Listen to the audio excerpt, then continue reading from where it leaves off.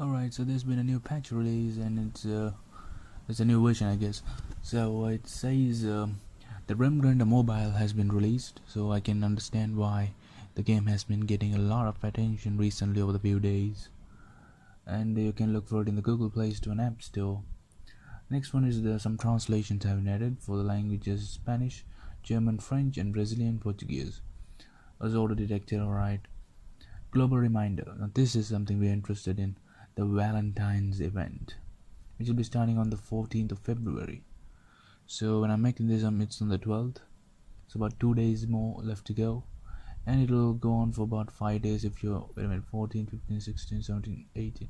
Yeah, 5 days including the 14th, right? So what's the next one? Prestige, Challenger, Master Researcher, and Eternal Researcher. Now give you post-session bonuses as intended. So I don't know anything about those things. Maybe they come later on in the game, there's still a lot for me to explore. So hopefully we will get to understand what that is later on. What does it say? The text confirmations like Cloud Rooster are no longer case sensitive and ignore differences in diacritics. Okay. I think it just means, the cloud save thing there, it always comes in simple letters as well as capital letters, but I think it's now pretty generalized, the letters, I guess. Several subpanels have been resized for better usability. Royal Exchange, Ruby upgrade, so we're gonna see this, right? Several subpanels have been resized, okay. Moved several buildings around in the background for better visibility. Alright, menu buttons have been set fixed on the left side of the game for better usability. Left side of the game, okay, when I go in I'm gonna see all of that. Extended view option removed from the game as it was more confusing than helpful. I don't know what that is. Upgrade categories now default as of since. Wait, what? Default as of since they were more confusing than helpful. Okay. They still remain on by default for trophies. Both choices can still be switched in the options menu. Fixed an issue with offline faction coins production, and also fixed an issue with the Valentine event that this version is required for starting the event. So having read all of that, let's get into it and see what's exactly new.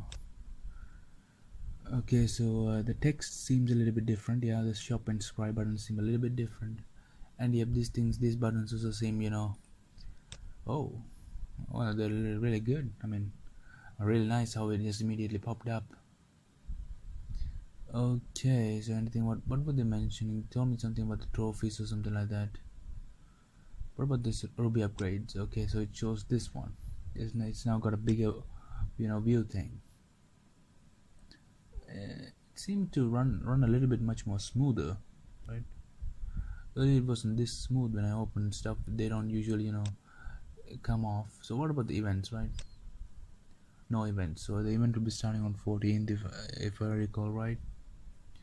Challenges. Well, what's this? Trophies. Yeah, trophies represent the great deeds you achieved during your reign. Discover the secret trophies. Okay, so that was the introduction there.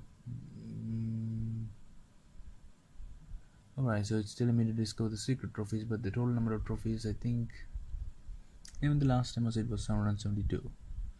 So we still have one more faction to, to unlock, I think, because it's not highlighted here.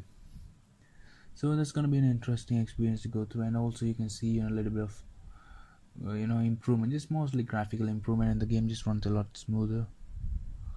Well, that's that. So I just wanted to lay this out there because this was a new update, a pre-patch before the Valentine's Day event, just to know that it's coming.